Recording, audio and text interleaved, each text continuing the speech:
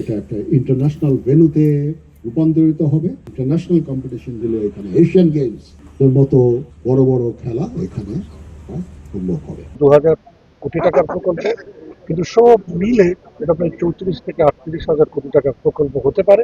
প্রকল্পটি 5 থেকে 6 বছরের মধ্যে শেষ করা সম্ভব।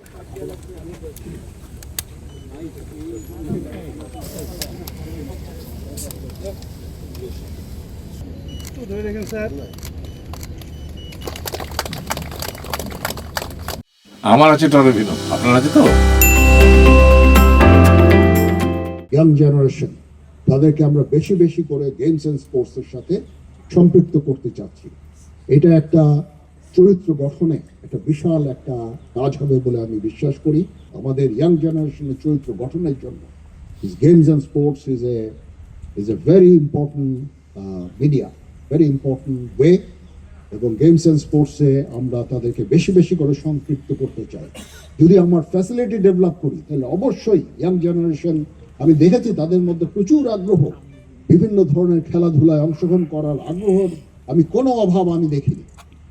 অনলি প্রবলেম হচ্ছে যে আমরা আমাদের ফ্যাসিলিটি দিতে পারছি না, সেই পরিবেশ দিতে পারছি না। এখানে একটা সুন্দর একটা পরিবেশের সৃষ্টি হবে, যেখানে এখানে তারা লজিং এরও ব্যবস্থা থাকবে, ফুডিং, লজিং, এবং দ্য সেম টাইম এই প্র্যাকটিস করার সুন্দর একটা সুযোগ থাকবে।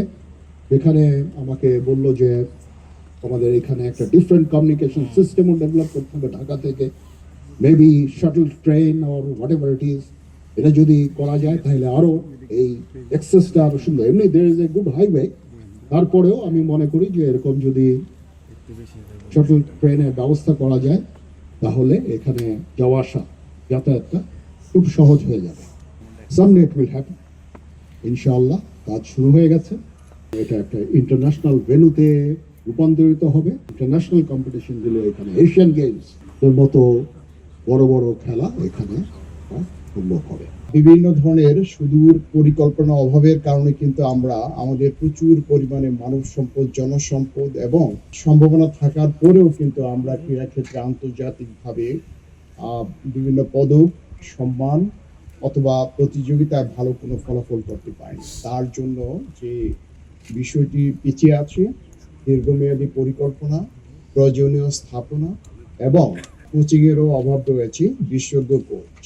এই বিষয়গুলো নিয়েই কিন্তু যুব ক্রীড়া মন্ত্রণালয় কাজ করেছে। মাননীয় সেনাপ্রধান আজকে বাংলাদেশ অলিম্পিক কমপ্লেক্স এবং তার ব্যক্তিগত আগ্রহে এটি প্রতিষ্ঠিত হতে যাচ্ছে।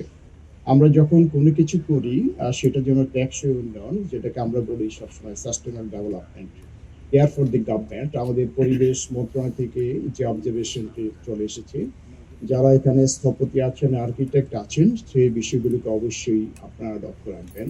প্রকল্পটি শুরু হয়ে যাচ্ছে আগামী 2.5 বছরের প্রথম পর্যায়ে শেষ হবে। সেটা প্রায় 2000 কোটি টাকার প্রকল্প, কিন্তু সব মিলে এটা প্রায় 34 থেকে 38 হাজার কোটি টাকার প্রকল্প হতে পারে। তবে প্রকল্পটি 5 থেকে 6 বছরের মধ্যে শেষ করা সম্ভব যদি পরবর্তী সরকার তার প্রাথমিক কর্তব্য নিষ্ঠায় সূচনায় এই প্রকল্পটিকে অগ্রাধিকার দেয়।